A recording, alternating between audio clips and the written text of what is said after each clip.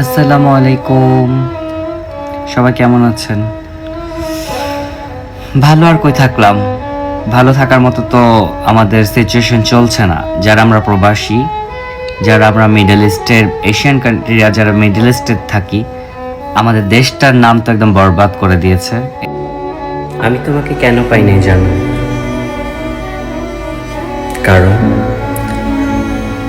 তুমি যখন দুঃখ পাবে, কষ্ট পাবে, তখন তুমি একা একা, হয়তো বারান্দায়, হয়তো বা অন্ধকার আকাশের নিচে, হয়তো বা কোনো নির্জন জায়গায় দাঁড়িয়ে তুমি ভাববে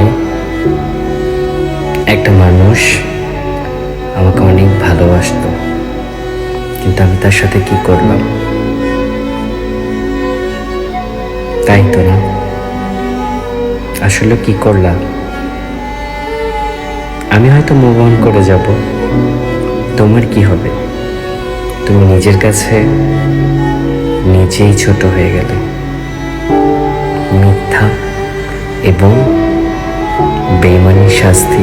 এই যে সৌদির যা করলো, গতকাল পর্যন্ত 25,000 শ্রমিককে অলরেডি গ্রেপ্তার করেছে, আজকে তো আরো করেছে।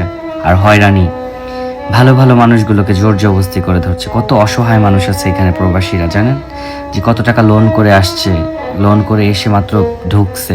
এমন আছে যে 15 দিন 16 দিন হয়েছে সে ঢুকছে সৌদিতে, তাদেরকে এটা করে দেওয়া, তাদেরকে ধরে ধরে পাঠায় দেওয়া হচ্ছে। এই যে এই পরিবারগুলো কি হবে? এক তো বাংলাদেশের অবস্থা তো জঘন্য হয়েই গেছে, যা হওয়ার হয়েছে।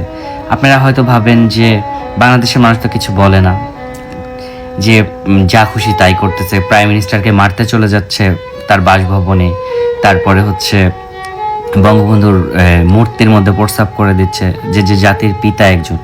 এটা বিএনপি আওয়ামী লীগ বলে কোনো কথা নাই। প্রত্যেকটা মানুষ ছোটবেলা থেকে আমরা বঙ্গবন্ধুকে, জিয়াউর রহমানকে, সবাইকে আমরা সম্মান করতে শিখেছি।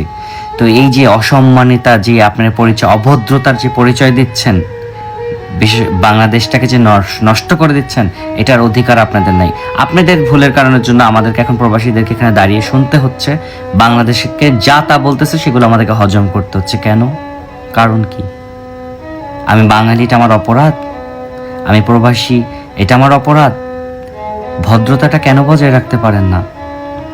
সব সময় পলিটিক্স ইস্যুটাকে আপনারা তুলে ধরেন, কারণ কি? ভদ্র হয়ে যান, আমাদেরকেও ভদ্রভাবে বাঁচতে দেন।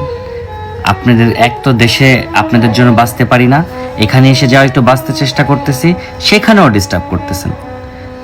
কারণ আমরা টাকা এখানে ইনকাম করে আমাদের পরিবারকে চালাই, আমাদের মা বাবার ওষুধ খরচ, খাওয়া দাওয়া সব কিছু আমাদেরকে করতে হয় এগুলো। তো এর জন্য আমাদের প্রত্যেকটা প্রবাসীর মনে অনেক অনেক কষ্ট পাচ্ছি আমরা এখানে। এক তো বাংলাদেশকে যাতা বলছে সেটার জন্য কষ্ট পাচ্ছে, আর আমাদেরকে আরো নিম্ন শ্রেণীতে দেখছে। এটা কতটুকু কষ্টকর হতে পারে যে একটা দেশে কাজ করছে, সেই দেশে আমাদের কোনো ইজ্জত নাই। ভদ্র হয়ে যান প্লিজ। আমি বলছি না বিদেশ জামুকা, দেখ বন্ধ ব্যয় পড়ছে আমার নিতে।